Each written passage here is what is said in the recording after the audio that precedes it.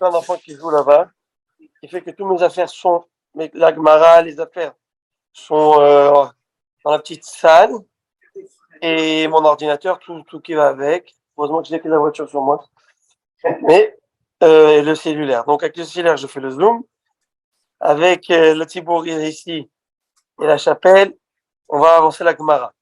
Surtout que j'allais dire qu'il me fallait le texte de la Gemara parce que je pense que c'est... D'abord, il y a Erev Tov et bonsoir tout le monde. Bonsoir. Bonsoir, Abdi. La page la plus complexe que nous aurions pu faire depuis le début de l'étude de cette Gemara. C'est une page qui a beaucoup de technicalité et de difficultés parce que ça touche des notions qu'on n'a pas du tout l'habitude d'étudier et de connaître et de vivre. En réalité, c'est les notions de pureté et d'impureté. Pureté et impureté, ce sont des notions que nous n'avons pas maintenant vraiment, c'est pas tellement en vogue, parce que nous sommes tous impurs. Nous avons tous été en contact d'un mort, sommes tous entrés dans un cimetière, dans un hôpital, une morgue, et donc on s'est purifié. Et tant qu'on n'est pas passé par le purificateur qui est la vache rousse, justement ce qu'on a lu la semaine dernière dans la Torah, Mina Shamaim, ça va? Mina Shamaim. Alors, je ne sais pas si vous voyez bien, peut-être que... Non, c'est pas très très bien, mais ça va, on vous écoute quand même.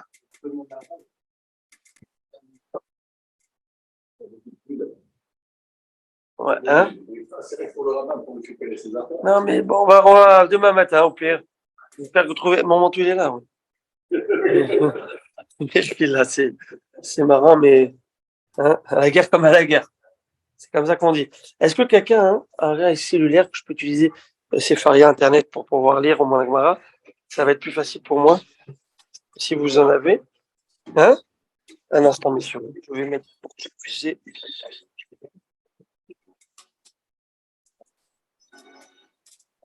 Ça. Juste, si vous avez Internet, ça se voit. Bien.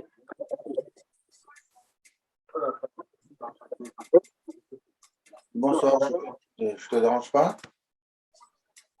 Ah bon, tu as reçu l'invitation du Rav pour le Zoom ce soir? Oui. Voyez. Ah oui, maintenant il est là, on est là. Je vais t'envoyer le lien, je te le renvoie. Ok, je t'en prie.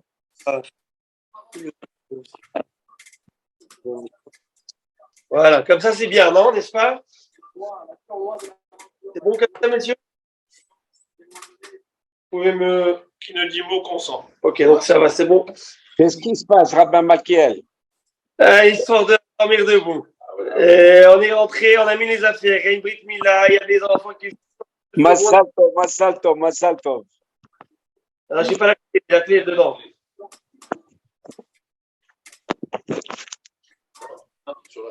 Je suis rentré, il y a monsieur les je dis bonjour, hein, apportez ses claquettes avec les enfants qui jouent. Il a voulu comme ça. Et Hachem lui envoie des petits missionnaires, on garde le moral. C'est... Voilà. Matin, ça va. Mon épouse, elle m'a fait peur parce que c'est la prière. J'avais jamais... Et je prie et j'ai écrit, je suis rentré sur un poteau avec la voiture. Ça marche pas bien. Mais ce qui s'est... Et là, c'est le Nisayon. Tu stresses, est-ce que si, est-ce que ça? Alors, Rabotai, en avant. On va voir la Gemara. Et puis, si le temps nous le permet, enfin, avec mes livres, je ne les ai pas ici, j'aurais étudié, j'aurais parlé de... On va comment faire une petite introduction avant de commencer la Gemara. C'est sur la Beracha de Birkat Ailanot. Alors, il faut le savoir, que la Gemara nous dit comme ça.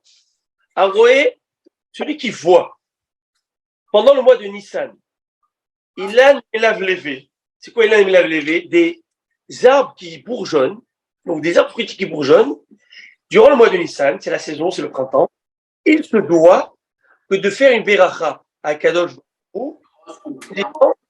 Asher Lochisser Beolamo, Klum, que Dieu n'a rien manqué dans son monde, il est parfait, et il a des arbres fruitiers pour aux hommes en profiter. Imaginez-vous qu'il n'y avait qu'une espèce, je sais pas moi, de légumes, de concombres. On ne savait pas qu'il y avait d'autres espèces, bah, il suffit de ce qu'il y a. On aurait été très content. Mais Dieu nous a donné des espèces diverses et variées pour pouvoir nous donner ce plaisir. Et les au-delà des couleurs, voilà, il y a tout. Et même lorsque vous voyez l'arbre dans le fond, c'est juste une beauté. Je prends l'automne, un fervent et un amoureux de l'automne. Quand je vois les couleurs qu'il y a sur l'arbre, lorsqu'il perd de la pigmentation et commence à rougir, etc., c'est juste merveilleux. Puis après, au printemps, lorsque Mère Nature se retrouve ses couleurs, là, c'est magnifique. Eh bien, messieurs. Rav, souhaitons la bienvenue à notre ami Josiri. Alors, bienvenue. Le format est un peu spécial ce soir. Et monsieur Znati vous expliquera pourquoi plus tard. Mais en tout cas, habituellement dans une salle un peu plus confortablement. Alors, sur ce, je parlais de la mitzvah de Birkat Elhanot. Pourquoi? C'est une mitzvah qui est importante et qui se fait une fois dans l'année. Et Chachamim nous dit de le faire durant le mois de Nissan. C'est le moment du printemps. C'est le moment où... mais c'est écrit sur le chat à l'Afrique que si, par exemple, en Australie ou en Argentine, les saisons ne sont pas les mêmes que les nôtres, et ça va pas être en Nissan que les fleurs, que les arbres ont bourgeonné, eh bien, on pourrait faire à ce moment-là la Beracha. Mais selon la Kabbale, c'est bien qu'on fait pendant le mois de Nissan. Alors, écoutez un petit peu la folie de monsieur Abdelak Malkiad qui est ici devant vous, c'est que j'ai voulu faire un grand nombre et inviter toute la communauté à faire Birkat Elhanot. Alors, Baruch Hashem, après des appels, et avec l'aide bien sûr de monsieur Daniel Zaguri, des appels de plusieurs pépinières, on a appelé plusieurs pépinières, il me dit, monsieur, il me dit, mais qu'est-ce qu'il veut pas? Au Québec, c'est pas du tout le moment de la floraison, vous pourrez pas voir d'arbres. Et il a rien compris à mon histoire. Je lui explique que c'est pour la religion, des arbres en fleurs. Il ne comprenait pas. Il me dit, monsieur, il n'y a rien de tout ça. C'est bon. J'en ai fait plusieurs. Et au Hachem, monsieur Znati a trouvé des arbres. Et on a appelé la pépinière. Et que, ça se cherché hier, des arbres en fleurs. Et aujourd'hui, j'ai demandé à un ami à moi, un collègue, ami à moi, qui était dans le coin de Laval aussi, et est parti chercher un autre arbre fruitier pour avoir deux espèces, parce que la race, c'est mieux d'avoir deux espèces. On a deux arbres fruitiers qui nous attendent en fleurs. Espérons que d'ici, sur le côté là-bas, espérons que d'ici une semaine, ils vont pas perdre ces fleurs, parce que tant qu'ils ont leurs fleurs, on pourra faire la beracha, et on a donc un citronnier avec des citrons dedans et des fleurs. Et on a un grenadier avec des grenades, vous allez voir, et des fleurs. Et dessus, tout frais, pas du synthétique, du vrai et vrai. Et j'ai invité toutes les communautés aux alentours, vous pouvez partager vos amis, à venir le 26 mars, où on va faire la Guéniza, le matin, la Tefila à 8h du matin, suivi d'un petit déjeuner, projection, Dvar Torah sur la Guéniza, de quelques minutes, Tehilim sur la Guéniza, pour la Guéniza, et puis après on termine en beauté avec Birkat Elhanot.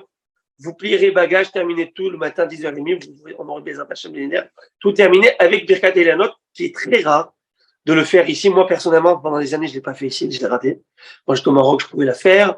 Quand j'étais en France, j'arrivais encore à la faire. Mais ici, avec les saisons, c'est dur, c'est température, c'est compliqué. Il y en a quelques-uns qui ont dans leur maison, c'est privé, il faut rentrer dans leur jardin, il faut leur demander l'accord. Et c'est très dur de trouver dans le mois de Nissan. Alors, j'espère que je ne fais pas de haïnara sur mes arbres, parce qu'on est devenu des botanistes et des jardiniers ici en Rahaïm. Donc, je demande à Marc si on peut mettre un peu d'eau, etc. Mais tout ça pour vous dire, la mitzvah, elle a de le faire. Les femmes peuvent venir faire la beracha, clairement. Elles venir faire cette beracha. Vous les ont prêtés ou... Non, je les ai achetés, on les a achetés. Et après, on va les planter chez monsieur. Non, on va voir, on va les laisser, on va les prêter. On verra ce qu'on fait. On va les laisser dans on peut les laisser dans un pot et s'ils reviennent sur Igor l'année prochaine, ça serait très bien, on pourra en faire ça. Mais c'est vraiment une expérience qui m'est venue comment? Parce que je me suis dit, je veux faire cette Birkat Elhanot, ça fait des années, et je veux la faire en grand pompe.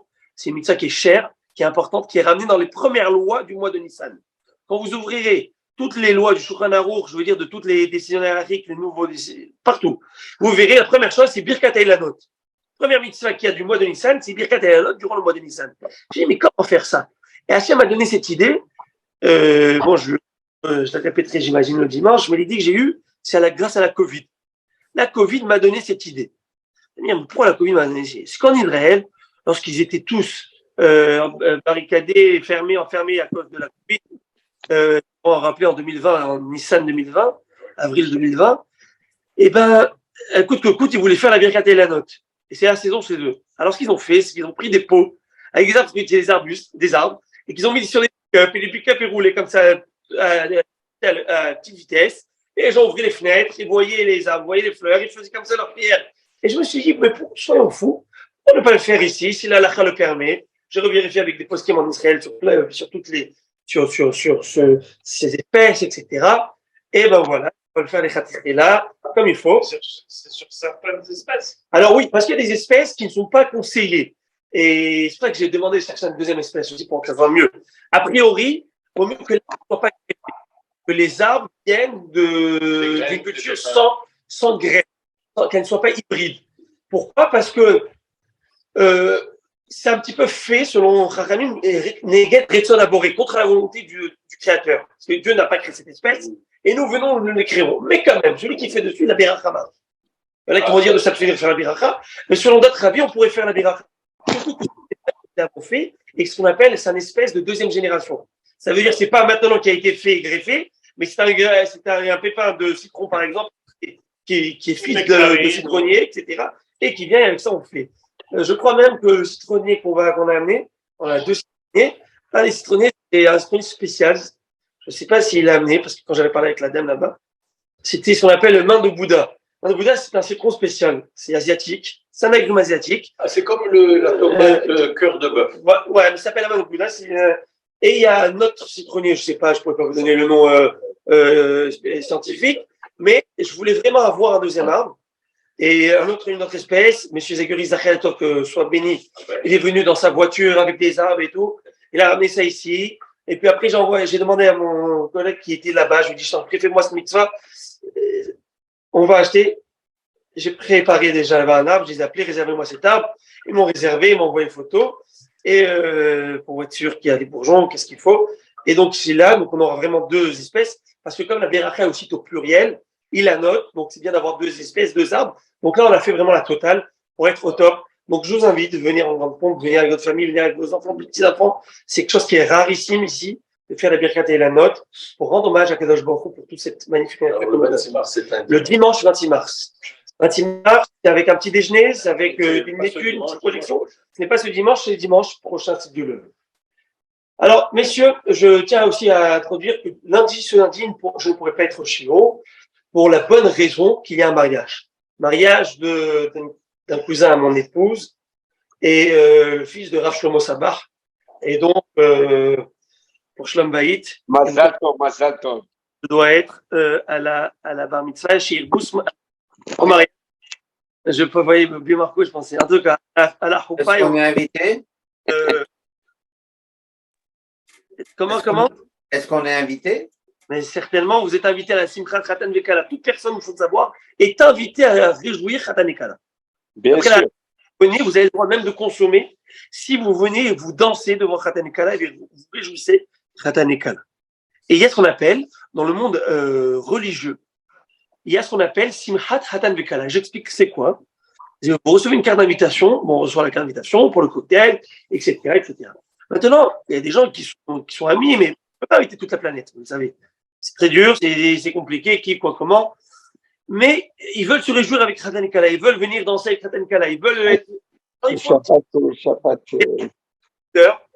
Comme un sweet table, un autre buffet, light, et que tout le monde vient danser, profiter, avec Khatan Kala. Ils s'appellent Simchat Khatan Kala. Et je vois que dans leur statut WhatsApp, je peux vous montrer, c'est intéressant, ils ont mis, j'ai vu la Kala et le Khatan, ils ont mis, venez célébrer avec nous la Simchat Khatan Kala à 9h30. Voilà. Alors, c'est intéressant, c'est comme ça que ça se fait aussi en Israël, c'est comme ça que ça se fait pour réjouir Khatan et Kala. Alors, messieurs, au-delà de ça, ça c'est par rapport à Birkat Hamazon. On va voir, ce Shabbat, j'introduis une petite annonce. Ce Shabbat, on va faire 45 minutes avant Mincha. un premier et nouveau shiur sur Ichot Pesach, Halakha Lemaaseh, comment faire pour cachériser, comment faire pour faire Bdikat Hametz, comment faire pour le Seder. J'espère en 3 shiurim entre ce Shabbat, Shabbat Vayikra et Shabbat Agadol, on pourra passer un petit peu toutes les halachot de manière générale, les Arba Kosot. Il y a beaucoup de détails et parfois, que vous sachiez cette halakha, et bien vous alléger la vie. Monsieur le rabbin, est-ce Et- que vous savez que Vayakel Pekoudé, c'est la 22e et 23e paracha de la Torah? Comment? Vayakel et Pekoudé, c'est la 22e et 23e paracha de la Torah. Ça Oui. fait 45. Et 45, c'est la gematria du mot Geoula. Parce qu'on est en liberté maintenant dans le livre de Shemot. On est sorti d'Égypte, c'est la Geoula. Geoula, c'est 45. Très beau, très très beau ce que vous dites, Monsieur Brunner. C'est très joli. Alors, tu peux me dire encore? Alors, l'idée. Alors, maintenant, ça, tu faut le savoir, comme j'ai dit, il y a quand même des halakhot qu'il faut connaître. Et des fois, on est mahmir, on est rigoureux, au-delà du digne, complètement. Et d'un côté, on allège aussi des fois des choses qu'on ne devrait pas alléger. Ça permet d'être trop cool sur ça. Donc, il faut connaître. C'est pour ça que je veux dire, lorsqu'un amaret racide, venbour irichet. Un ignorant ne peut pas être pieux. C'est-à-dire qu'un ignorant ne peut pas être pieux. Ben, si tu ne connais pas et tu ignores comment tu veux connaître ce qu'il faut faire? Comment tu veux savoir si tu n'apprends pas? Tu veux être médecin, tu apprends la médecine. Oui ou non? Tu veux pratiquer ta religion, eh ben, tu apprends ta religion pour savoir comment la pratiquer. C'est aussi simple que ça. C'est la logique fondamentale. Alors, messieurs, maintenant, on va passer à la Gemara. Et la Gemara, cette Gemara, elle est intéressante parce que nous avions étudié on va reprendre maintenant ce que nous avons étudié. Hein? Alors, c'est Dafnoun Bet, Dafnoun Aleph Hamoud Bet, tout en bas de la page. Souvenez-vous de cela, je vais le répéter succinctement pour ne pas rentrer dans les détails. Nous avions vu plus de 6 discussions à l'Afrique entre les et de grandes discussions sur la manière comment le repas doit se dérouler, comment faire le kidouche, comment faire la abdallah, etc., etc. Et on s'était arrêté d'abord sur la première discussion, c'était sur l'ordre du kidouche. Selon Beth Shammai, on fait d'abord Mekadesh à Shabbat, et puis après Savré Maranan, Boré Peria Geffen. Selon Beth Hillel, non. Boré Peria Geffen, comme on fait aujourd'hui, et puis après Mekadesh à Shabbat, comme on le fait aujourd'hui. Et chacun va donner un avis, je vais répéter la raison de chacun. Selon Beth Shammai, qui est d'abord rentré le Shabbat, donc je fais d'abord le kidouche du Shabbat, et c'est le Shabbat qui m'a provoqué le Geffen. Selon Beth Hillel, non, sans le Geffen, je n'aurais pas vu de kidouche. Et donc, je n'aurais pas pu faire sans le Geffen ou sans le pain. Et là, monsieur Rabbi Moïse Deri, quand on lui souhaite un grand Mazal Tov pour son petit-neveu, et bien Rabbi Moïse, il me dit, mais est-ce que vous êtes sûr de cette histoire qu'on ne peut pas faire le kidouche sans ça? Et bien, je lui avais répondu que oui, il faut faire la tefila seulement. S'il n'y a pas, il n'y a pas. Ok? À moins que tu aies de la bière, tu aies du whisky, tu aies de la vodka, ok? Des choses comme ça. Peut-être, je m'avance, il faudrait vérifier. Est-ce que le jus d'orange, parce qu'en fait, je vous explique pourquoi. On est sur une base, ce qu'on appelle Hamar Medina. Hamar Medina, c'est la boisson du peuple. La boisson populaire. D'accord? Alors, il y en a qui vous souhaitez dire le Coke, le Coca-Cola. Il y en a qui vous souhaitez dire le café, etc. Mais bon, la a retenu quelque chose, quelques liquides, et bon, les spiritueux, ces alcools-là dont je vous ai parlé. Là. Maintenant, à cela, messieurs, moi j'ai vu, Allah Shalom, que son âme repose en paix, celui qui a connu Rabbi Shalom Edelman. Vous avez connu Rabbi Shalom Edelman de Casablanca, du Maroc? Rabbi Shalom Edelman, c'était le premier, je pense, par le Rav Raskin, Oui. ou je ne sais pas si c'est le Rav Raskin ou lui. Rabbi Edelman est venu après le Après le Rav Raskin. C'est après presque 60 ans, il est venu de l'URSS, direct, envoyé par le Rabbi Dubavitch au Maroc, à Casablanca. Et il avait ouvert un kollel sur la rue, pour ceux qui connaissent la rue Verléanus, d'accord, à côté du temple, en tout cas, et exactement sur la rue du temple. C'est une synagogue à Casablanca, vous connaissez? C'est la grande synagogue algérienne de Casablanca. Et ce Rav, je me rappelle que j'avais à un moment, parce que je m'occupais de la jeunesse là-bas, et j'avais fait un Shavuot, je crois que c'était une première, un Shavuot toute la nuit à Casablanca dans ce collège avec tous les jeunes. Et c'était vraiment une première, c'était magnifique. C'est comme on avait fait ici Shavuot, tu te rappelles ici à la synagogue, j'avais fait ça. Et après, il y avait un super beau petit déjeuner. Et j'en croyais pas mes yeux. Je vous promets, hein, messieurs. J'étais ébahi ou bouche bée, je sais pas quel époustouflé. On faisait et donc le rave était magnifique, il douche. Et on est là, une très belle table. Je suis avec les jeunes, avec tout le monde. Et je vous promets, hein, verre de vodka comme ça. Le rave, il a peut-être 75, 80 ans. Hein. Il est niftar à la première vague de Covid. Bémet, hein, je vous promets. Je me dis, c'est une blague. C'est une caméra cachée. Il fait ça vraiment Ranan. Il le boit cul sec. Je lui dis, laissez-moi un peu au moins pour la mais je vous dis. Et je suis impressionné. Il vient de passer toute la nuit d'études. Et comme si rien n'était là, il te répond, il y a chacun avec sa résistance. Maintenant, et donc c'est une halakha, on a le droit de le faire avec.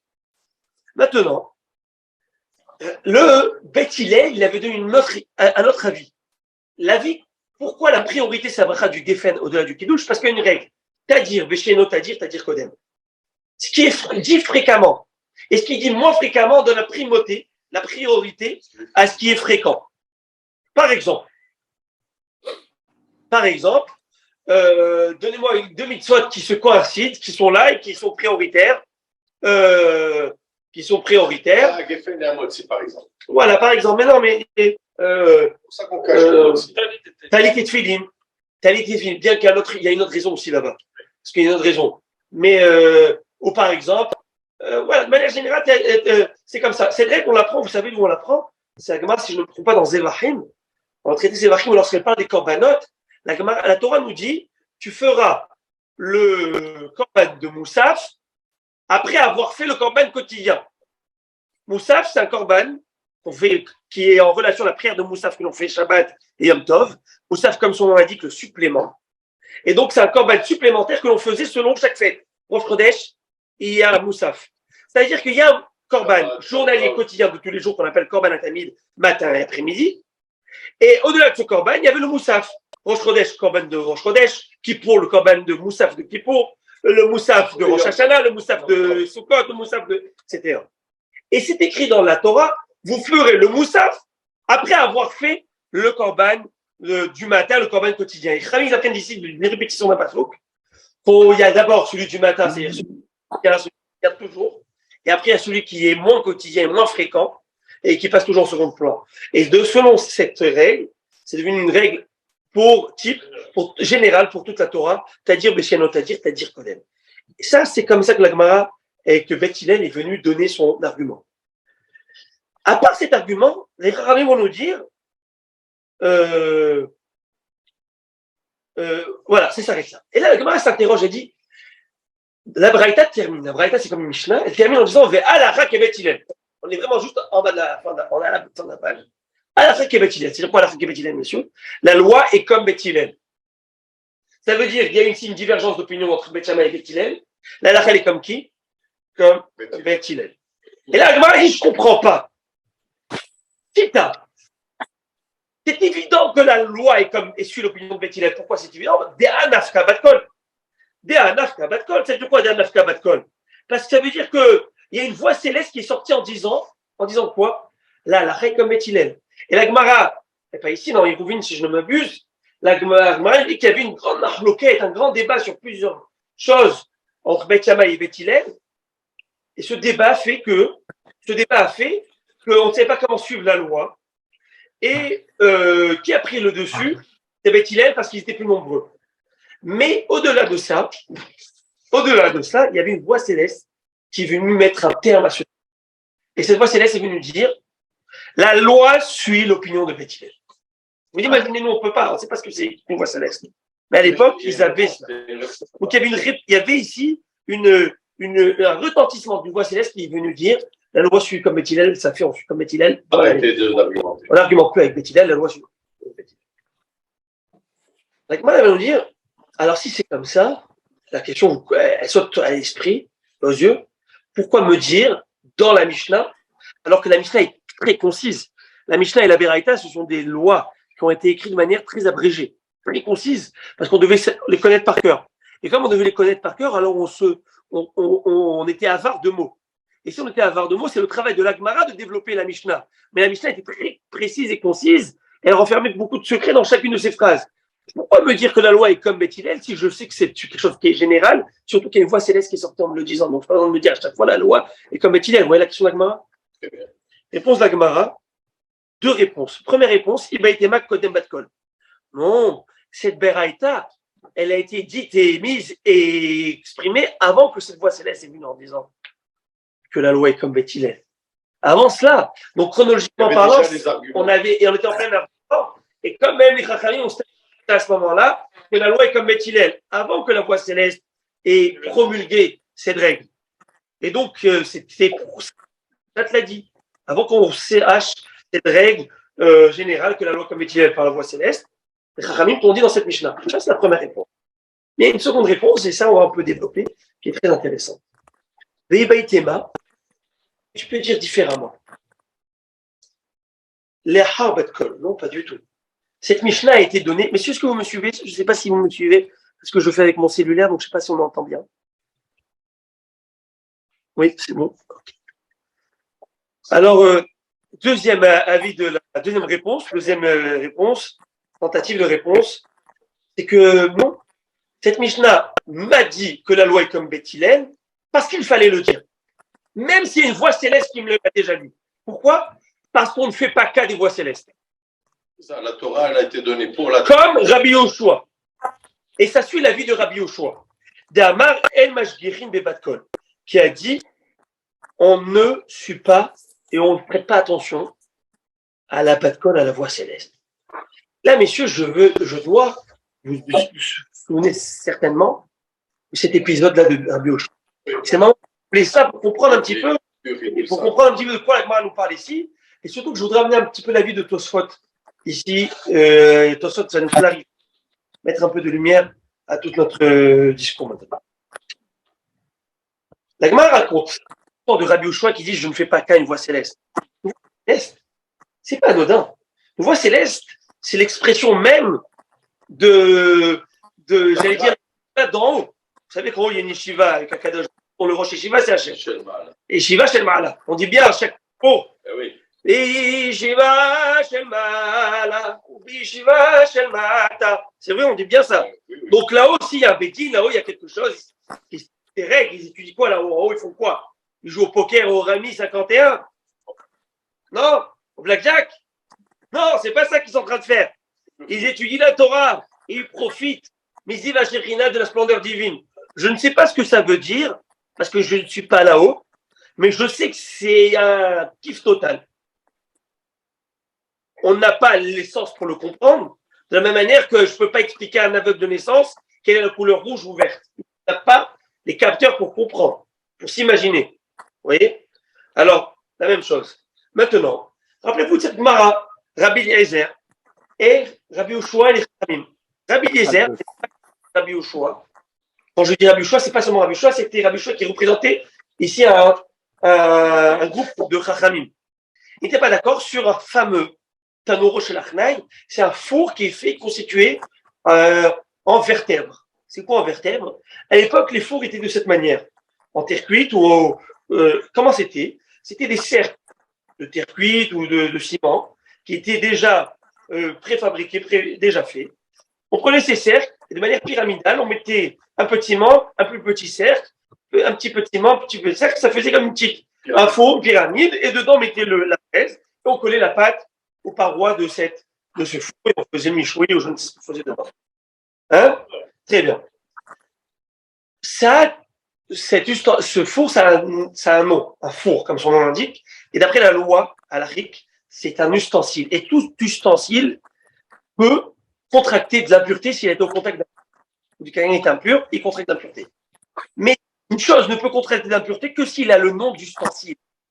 Dès le moment où il n'est plus ustensile, Si on le casse. et on le casse, il n'est plus ustensile, il ne reçoit plus l'impureté. Alors, le cas de figure, c'était dans le cas de ce four fait en vertèbres, où, imaginez-vous qu'on avait cassé le ciment et on l'avait décomposé, et après on l'a recomposé. Et la question, c'est que lorsqu'on l'a décomposé, est-ce qu'il perd son statut d'ustensile et après qu'on le recompose, alors automatiquement l'impureté a disparu sans qu'on ait besoin de mettre au mikvé ou non? En fin de compte, on a repris les mêmes vertèbres, donc c'est les mêmes vertèbres qui ont constitué ce. Alors, il y a donc entre Rabbi Yoshua et Rabbi Eliezer. Un dit impur et l'autre dit. Messieurs, dans cette discussion dans le Beth Midrash, et Rabbi Eliezer, il tient sur ses positions, il ne lâche pas l'affaire. Et il dit, à la règle comme moi est logiquement comme moi. Et Rabbi Yoshua, il dit, je ne suis pas d'accord. Nous sommes la majorité, et si nous sommes la majorité, la loi suit notre avis. Voilà la ligne. Rabbi Eliezer, il lâche la tête, il dit, vous savez quoi? Vous savez quoi? Si cérébralement vous ne comprenez pas, parlons avec les émotions. Que le mur de ce Beth Midrash le prouve. Et le mur, avant que le mur de Beth Midrash le prouve, que le caroub que vous voyez à 100 mètres ici, à 100 amot, 100 coudées à 100 lieues de la maison d'études ici, vous voyez, ce caroub le prouve. Et le caroub, bien messieurs, c'est racine, et sans racine autre part. C'est un film. Et les 4 c'est fantastique. C'est pas normal ce qu'on voit. Et il se déplace. Et rappelle-toi, qui aurait dû lever les mains et dire, tu sais quoi, tu as raison. C'est le bon Dieu fait un miracle comme ça. C'est comme si Gabi Haim Pinto, tu as un miracle comme ça. Tu te poses des questions, toi, encore? Tu n'as pas de questions, là. Et lui, il dit non, la loi, elle est comme nous. Il dit, vous n'acceptez pas, il n'y a pas de problème. Vous voyez la rivière qui est ici, là, qui est en train de longer là, le Beth Knesset, et qui est en train de descendre. Il part en arrière. Et il part en arrière. Ah, peut-être, tu veux plus que ça. Et le Rabbi Yoshua, il n'est pas du tout ému, pas du tout sensible à ça. Il dit, c'est pas une l'eau. T'intéresse pas du tout. Il dit, tu sais quoi, vas-y, moi, je peux pas prouver plus que ça. Que les murs de ce Beth Midrash qui m'ont vu, toi, ni français, moi, ce que je sors, c'est pas de mon chapeau, là. C'est que je sors de ma tête qui j'ai étudié, toi, ni force, Seven. Ça veut dire 24 heures. 24 heures sur 24, tu l'as. La Gemara raconte sur Rabbi Eliezer dans ma série, tout cas, page 28, folio A. La Gemara a dit que personne n'a devancé Rabbi Eliezer au Beth Knesset et personne n'a quitté après lui. À part le jour, la veille de Kippour et la veille de Pessah. La veille de Pessah pour faire combien de Pessah et la veille de Kippour pour pouvoir se préparer. Et je vous assure, c'était pas pour se plater. Hein. C'était pour mikvé, pour tout ce qui était forme de piété. Donc, tous ces murs le prouvent. Tu sais quoi, vas-y. Et les murs vont commencer à tomber. À tomber. À tomber sur les tranchées. Et là, Rabbi Yoshua, il se dit, de quoi vous vous mêlez, vous, les murs? De Chachamim, ils sont en train d'étudier la Torah, ils ne sont pas d'accord, et vous. Mais qui êtes-vous pour vous mêler? Et là, Gemara nous dit, c'est très intéressant, un phénomène incroyable s'est passé. Ils ne sont pas par kavod de Rabbi, ils ne sont pas tombés par kavod de Rabbi Yoshua. Et depuis celui qui allait voir cette elle est restée comme ça avec nous en voûte. Messieurs, je te dis que là, il a dit la halakha n'est pas comme ça, je m'en fiche. La halakha elle est selon une règle. Et la règle, c'est nous qui la tenons.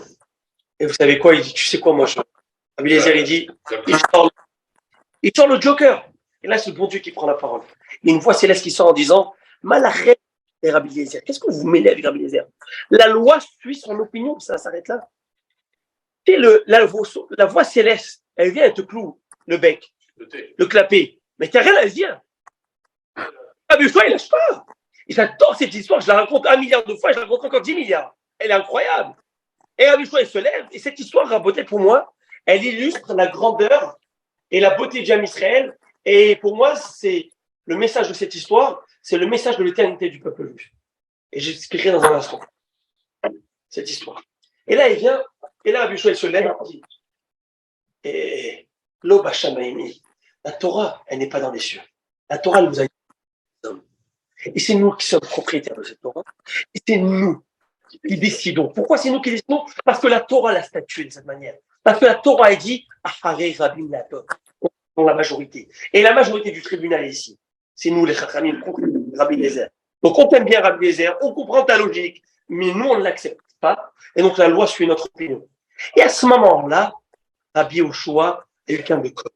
Et Rima raconte plusieurs lignes plus tard, qu'il y a un rave qui a rencontré Yohanavi dans le show, qui dit, je peux te poser une question. Est-ce que le bon Dieu a réagi lorsqu'on, si on peut dire, on a presque, j'ai dit, presque, on a presque activé la parole divine. Et on vient et on lui dit, tu n'as pas ton mot, quoi. Et vous savez ce qu'il va dire? Eh ben, que Dieu a souri, entre guillemets, et a dit, Honi Banaïm, moi, les enfants ont gagné, les enfants m'ont conquis. Mais le gars de Vilna donne une autre explication à cela. Il dit, c'est pas qu'ils m'ont gagné, on peut pas gagner Dieu, parce que Dieu, c'est sa Torah, c'est Dieu, donc ça veut rien dire. Mais en fait, Dieu a dit, pas Netzachoni de la manière histoire, mais Netzach de manière éternelle. Netzach, ça veut dire aussi l'éternité. Netzachim, c'est l'éternité. Netzachuni Banaï, mes enfants m'ont rendu éternel. Mon enfant rendu que ma Torah est éternelle et immuable, elle ne sera jamais soumise à aucun changement, à aucune modification. C'est quand même la preuve vivante de mes enfants. Je leur ai fait quoi?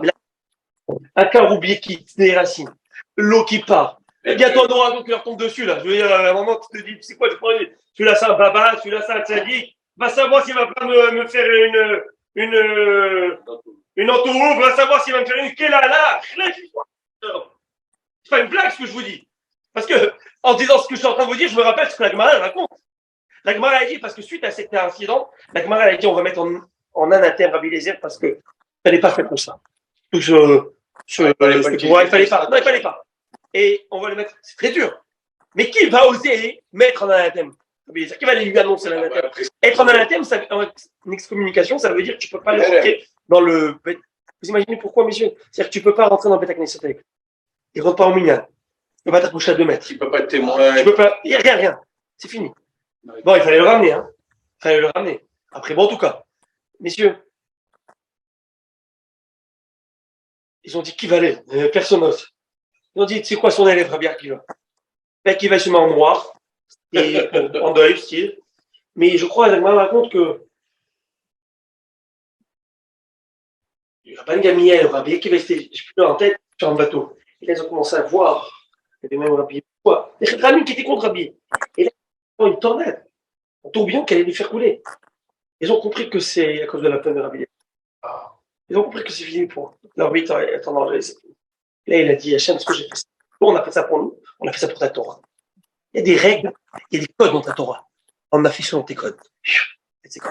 Bref, ils lui ont annoncé qu'il était, etc. On n'a plus comme Rabbi Eliezer. Il est chez moitié. À la suite de ça. En tout cas. Maintenant, messieurs, pourquoi je dis le gars de Vinet dit, vous m'avez rendu net. Rendu que c'est pas le petit frère ou charlatan qui va venir, qui va t'endormir debout, hein, et qui va te, hein, et qui vient une batte colle, qui va te dire, je vois le truc, change cette mitzvah, enlève ci, pas la peine de mettre tes filines, pas de mettre. Ce gars, tu le prends, tu le mets à haut, tu prends, tu l'envoies, tu le tues. Un Navi qui te fait un miracle de manteau. Change la Torah, tu le mets de côté, c'est fini. Tu le tues, c'est la Torah. Aujourd'hui, on ne tue pas. Parce que personne ne change. Mais vous imaginez. Hein? Oui, quelqu'un te dit, ouais. Maintenant, écoutez la bouteille. Alors, la question, là, vous comprenez le sens de Magmara. Magmara, il dit, pourquoi tu as besoin de me dire que la loi, elle est selon Beth Hillel, mais on a une voix céleste qui m'avait dit à l'époque, non, pas dans cette histoire, mais dans une autre histoire, hein, que la loi est comme Beth Hillel. Donc, pourquoi tu donnes la réexprimer? Réponse. Première réponse, c'est que cette Mishnah a été dite avant la voix céleste. Deuxième réponse, c'est que cette Mishnah suit l'opinion de Rabbi Yoshua. On n'écoute pas la voix céleste. On ne fait pas cas de la voix céleste. Et que si on ne m'avait pas dit que Beth Hillel était plus nombreux et que la loi le suit, on n'aurait peut-être pas suivi Beth Hillel. Parce qu'on n'écoute pas la voix céleste. C'est pas cette question. Messieurs, Tosfot nous dit comme ça. Comment c'est alors quand écouter la voix céleste? De quelle manière? Parce que, selon le premier avis, la première réponse, c'est que c'était avant la voix céleste. Mais si ça avait été après la voix céleste, on aurait écouté et on aurait fait comme Beth Hillel, sans qu'on ait besoin de le dire, oui ou non? Oui. Ça veut dire qu'en fait, selon cet avis, on doit écouter la voix céleste. Alors, comment c'est possible si notre ami, je dis, on n'écoute pas la voix céleste? C'est qu'en fait, la voix céleste, on doit l'écouter, bien sûr, elle est là, bien sûr qu'elle est présente. Elle vient corroborer pour confirmer quelque chose. Confirmer un avis, une majorité. La majorité, elle est là. Beth Hillel était là, était majoritaire. Alors, pour confirmer, appuyer l'avis de Beth Hillel, la voix céleste est venue en me le disant ça. Mais chez Rabbi Yoshua, la voix céleste est venue contrer l'avis de Rabbi Yoshua qui était la majorité. Donc là, la façon de dire. Mais là, j'imagine que David se pose C'est personne qui pose cette question. Mais s'il y a une majorité, je ne sais pas comment on va passer là. Vous voyez la question? Ben oui. Pourquoi donc j'ai une voix céleste qui me dit que la loi comme Beth Hillel, par rapport à Beth Shammai, si j'ai la majorité, vous me confirmez quoi? J'ai une majorité. Ça suffit alors. Et c'est là, réponse, c'est parce qu'il y avait quelque chose de plus chez Beth Shammai qu'il n'y avait pas chez Beth Hillel, et c'est pour ça qu'il y a l'intelligence de Beth Shammai.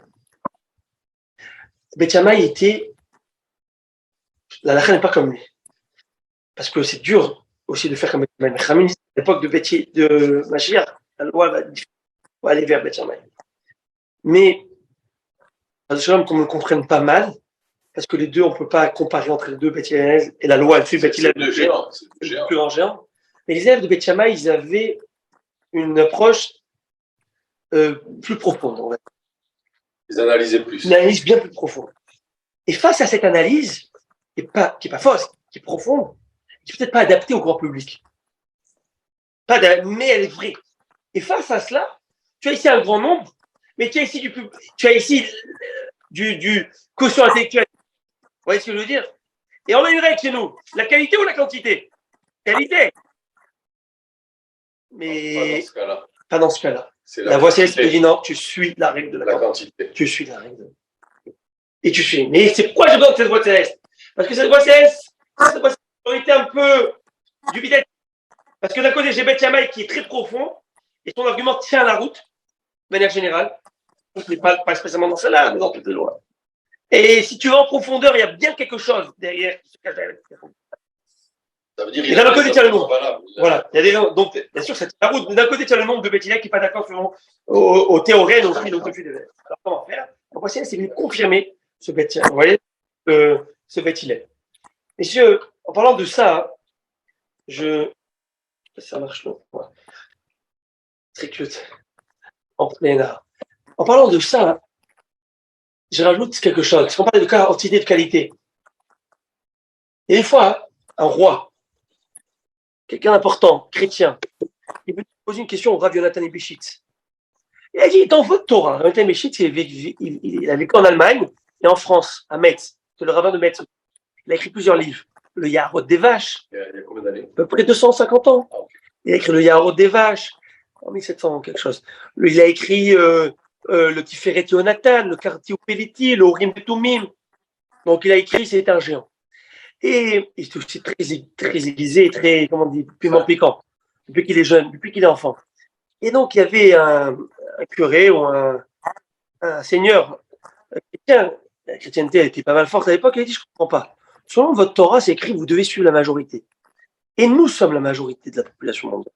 Et nous sommes les plus nombreux. Alors, pourquoi vous ne nous suivez pas? Vous écoutez la question incroyable. Rabbi Mardoché Moyan, vous n'avez pas écouté cette là.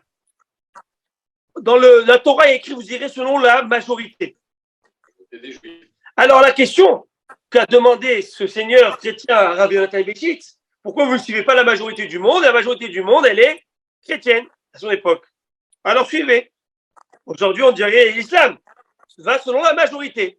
Et la Torah, elle dit clairement, Rabbi Mlatot, suivez la majorité. Alors, la majorité, hein? La majorité de juifs. C'est quoi la majorité de juifs? Ça veut dire on suit la majorité parmi ceux qui discutent chez les juifs. Oui, mais pourquoi tu dis ça? Mais la majorité de les juifs. Mais ils pensent pas. Ok, alors si la majorité des juifs, Hashem dit qu'il faut suivre la chrétienteté. Pardon? Si la majorité des juifs, ils disent qu'il faut suivre la chrétienteté. Non, mais t'avais des hein? De gens qui étudient la Torah. Tu étudies la Torah, j'ai compris, mais bon, ouais, j'entends. Peut-être que, je sais pas, écrire de manière générale. Le rabbin. La majorité des décisionnaires juifs, peut-être. Oui, mais si tu demandes ça aux réformistes, ils vont tout de suite te dire, écoute, mon gars, nous sommes majoritaires, orthodoxes. Alors, qu'est-ce que tu fais? La réponse de Rabbi Yonatan Ebeshitz est claire et nette, tranchante comme une lame de rasoir. On suit la majorité lorsqu'il y a un débat, lorsqu'il y a un doute, mais lorsqu'il n'y a pas de doute, il n'y a pas besoin de suivre la majorité, tout est clair. On n'a pas de doute sur notre créateur et sur l'unicité d'Akadosh. Lorsqu'il y a un doute sur un point halachique, et là il y a des thèmes qui se discutent, mais lorsqu'il n'y a pas de doute, il n'y a pas de doute. Alors il n'y a pas de doute, il n'y a pas de question. S'il n'y a pas de question, je n'ai pas besoin de suivre un avis différent. Comme si, par exemple, je vous donne le cas de viande. Selon la Torah, vous avez 2 morceaux de steak ici, 3 morceaux de steak. 2 sont cachés et l'un n'est pas caché. Vous ne savez pas qui est caché, qui n'est pas caché. Et vous savez qu'il y a 2 cachés et un pas caché. Selon la Torah stricte, hein, je ne dis pas selon les Chachamim, mais selon la halakha stricte, on va selon la majorité. Et donc tu dis que les 3 sont cachés. Celui que tu as pris en main, celui que tu vas prendre en main, tu dis il vient de la majorité. Et la majorité, elle est cachée. Maintenant, si toi tu sais qu'il y a, toi tu vois, toi tu viens, et tu sais que ces 2 morceaux-là, ils font cachère, et tu sais que cette viande blanche, c'est du porc, tu le sais, c'est pas d'équivoque. Est-ce qu'on va dire que tu prends le porc, on va dire que c'est ça vient de la majorité, c'est cachère? Pas du tout, parce que c'est clair, et c'est clair comme de l'eau de roche que ça c'est du porc, et ça c'est de la viande, cachère. Par contre, quand c'est un mélange qui est un amalgame de choses que je ne sais pas, on dit qu'on va selon cette majorité. Mais lorsque c'est clair, il n'y a pas de majorité. Il y a une autre réponse que aussi, ça c'est à l'époque des Tanaïm déjà, s'était posé la question. À l'époque où il y avait toutes ces divinités, les Grecs ont 36 milliards de divinités. Et l'autre il a ci, et l'autre il a Zeus, et l'autre il a je ne sais moi comment il s'appelait là-bas. Le dieu et la déesse de n'importe quoi. Alors il a dit comme ça. Il a répondu, je crois que c'est grave. Je sais pas si Tana, il a répondu à cet empereur. Et il dit, tu sais pourquoi on ne suit pas la majorité? Je vous explique pourquoi. Il leur a dit, parce que vous, toi, ton Dieu, c'est Zeus. L'autre, c'est Tranwed. L'autre, c'est le dollar. L'autre, c'est la Liftanim. Chacun, il a son Dieu. Vous êtes chacun avec votre Dieu à vous, vous êtes formés. Nous, on a un seul Dieu, tout un peuple qui suit un seul Dieu. Vous, chacun, c'est votre Dieu que vous modelez à votre manière. Ça, c'est pas la majorité, parce que chacun, en fait, il est unique selon la manière, comment il perçoit son Dieu. Comment il crée son Dieu. Il fait dire à son Dieu ce qu'il veut. Et il dit, ça, c'est quelque chose qu'on lit tous les jours. Il me dit, on lit ça tous les jours. Bet Yaakov, disait avec moi, Bet Yaakov, c'est Philal et David, Bet Yaakov, Lechou ven elcha, Be'or Hashem, qui Beshem. Comment il écrit dans le Bet Yaakov, dans ce verset que l'on fait tous les jours, tous les matins, dans le fameux Patahayahu, à la page 95, Bet Yaakov, la mission de Jacob, Lechou ven elcha, Be'or Hashem. Allons vers par la lumière de Dieu. Allons vers la lumière de Dieu, par la lumière de Dieu. Soyons éclairés par la lumière de Dieu. Pourquoi? Et cherchons que la lumière de Dieu. Pourquoi? Parce que chaque peuple, parce que chaque peuple, chaque homme ira Beshem Elohim selon son Dieu. Mais nous, on va selon notre Dieu. Chacun, il a son Dieu. Le peuple, il a un Dieu. Et là, quand vous allez lire ce verset de demain matin, ou chaque matin, vous allez lire, on dit différemment. Chacun avec. Sur le même sujet. Moshe Rabbeinu n'a pas sorti de l'Égypte. Majorité.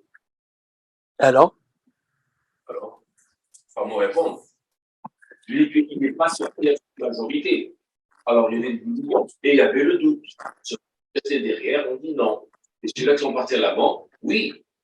c'est pas qu'il avait le doute. Il n'avait pas ce courage. Il n'avait pas de courage. Regardez, le doute, il y a 2 choses. On a tous la croyance en Dieu qui existe. Maintenant, dans notre vie tous les jours, on a un doute. Ça veut dire quoi, j'ai un doute? Ça veut dire que malheureusement, notre réaction reflète un doute. Oui. Et Mouna, voilà. Et vous savez, je vais parler de ce matin. Ce matin, voilà, Emouna. Je vais te faire un monde honorable devant Akadosh Baruch Hu, je l'ai dit à mon épouse tout à l'heure. Ce matin, quand j'ai eu un problème avec la voiture, j'étais en furie, j'ai eu peur aussi. Déjà, j'ai eu peur. C'est une égratignure plus que carrosserie et caparatablement. Après, ce moment-là, quelques minutes après, j'étais en peu, je me disais, si jamais j'étais là. Mais ça fait peur, vous savez, quand c'était de filine, c'était l'école, les enfants. Hein. Mais après, je me suis dit, mais c'est bon, là. Mais j'ai eu un doute en amour de Dieu. Hachem, il a voulu que ça se passe ce matin. C'est lui qui gère tout. Hachem, il a voulu que ça soit une caparatabonate pour les péchés que j'ai. Ah, mais on n'en a pas, donc c'est comment? Donc, c'est celle qui conduisait votre voiture. Il fallait. C'est clair, le clignotant, le poteau, il devant toi, c'est pas grave. Mais, et après, je me suis dit, mais bon, mais Dieu. Alors, il faut que je fasse les choix. Mais c'est pour moi, c'est un message pour moi. C'est un doute que j'ai eu. J'ai un doute en Dieu. Donc, sur doute en Akadosh, Akadosh Baruch Hu, il est là. Est-ce que tu as le courage de passer le cap? Est-ce que tu as le courage de prendre tes affaires et de dire j'y vais? Mais c'était nombreux. Même. Mais alors il y avait 100 personnes à me dire que ce mur, il va être noir. Je ne vous crois pas. Je ne vous croirai pas. bien que la psychologie humaine va faire pour pas qu'on je veux la prendre. C'est non. Vous savez, ils ont fait une étude. Croyance, mais la réalité, elle est fausse. Elle est fausse. Mais au fin de ça, on vient avec le calcul, la majorité, elle règne. Oui, mais il y a une réalité. Oui, La majorité règne oui. lorsqu'il y a doute sur la réalité. Il n'y a pas de doute sur Il n'y a pas de doute sur la réalité. Regardez, je vais prendre maintenant, regardez, je prends maintenant et je prends une allumette, je mets votre doigt, ok, au-dessus de l'allumette. On dira tous ensemble, à l'unisson, que vous n'allez pas vous brûler. Et je vous assure que ça ne fait rien. Et mettez-le au même moment où vous êtes en train de brûler le bois, et je vous dis que ça ne fait rien.